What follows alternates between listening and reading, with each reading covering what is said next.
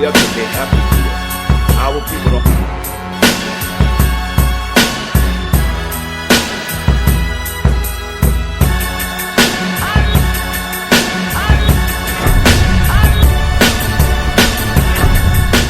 Have talent, business, service, or product, and you want to advertise it on Hip Hop News Uncensored and get it in front of millions of people, email us right now at advertise@hiphopun.com. That's advertise@hiphopun.com. Do not wait.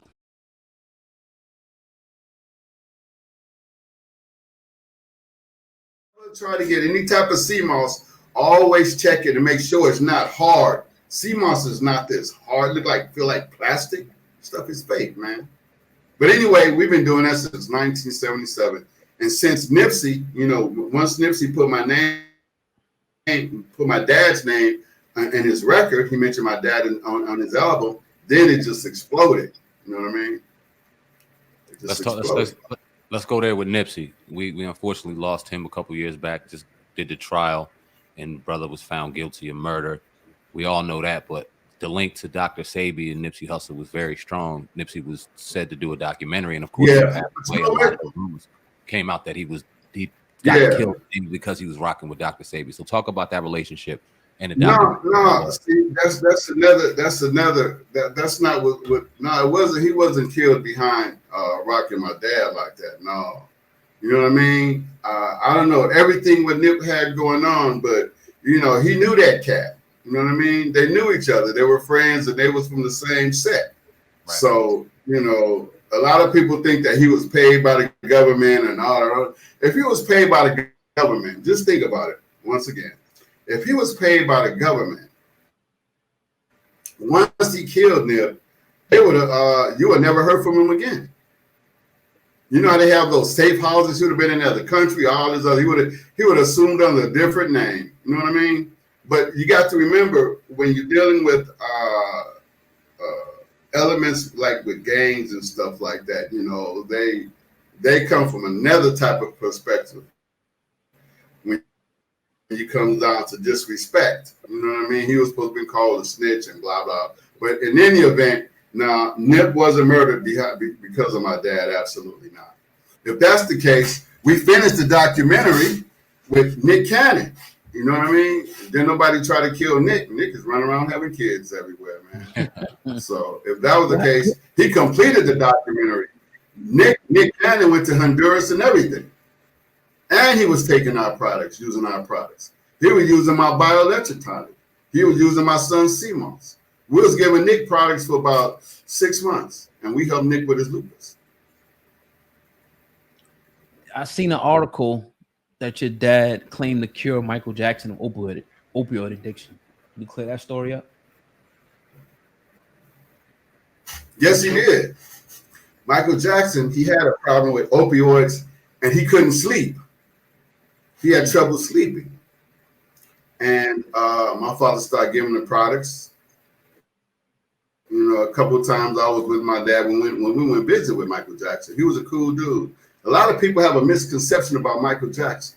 Mm-hmm. Michael Jackson, he wasn't like what people really thought he was. Michael Jackson was real cool too. I remember one time we had went to his place in Beverly Hills, and he came down with his socks on and sat down on the floor. He said, "I'm gonna sit next to you, Dr. Sebi," and blah blah blah.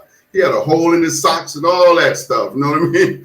he was just himself. But when you're in Hollywood, you have to take on this persona. You know what I mean? You got to take on this fakeness. You have to appeal to the public. So people get out there and do what they have to do to appeal to the public, and that was just his image.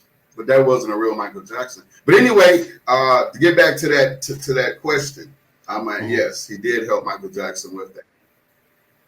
Not only that, he was working with Teddy Pendergrass in the early years. I don't know how old you cats are. Y'all remember Teddy Pendergrass from the 80s.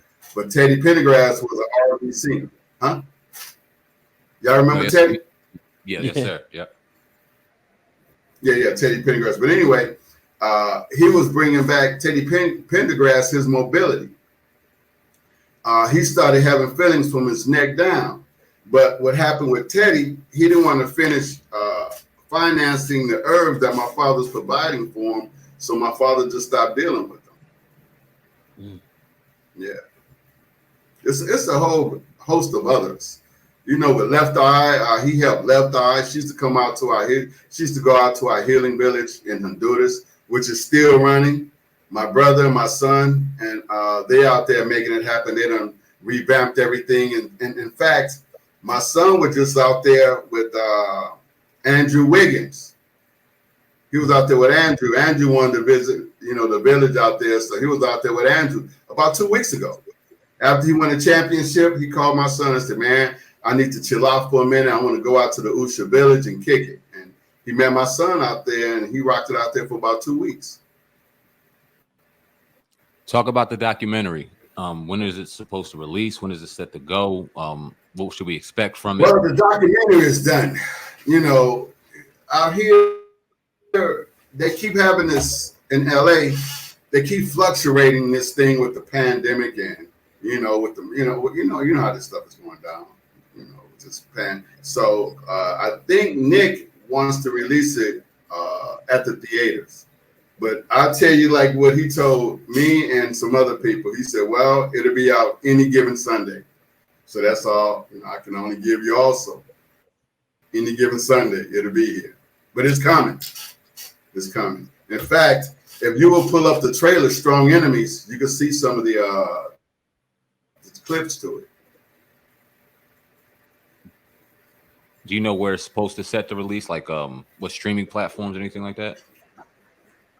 I'm not sure of that either. But once Nick hit our family back with the details, what I'll do, I will hit you up and I'll come back on your show if you will have me, and we could discuss it. Okay.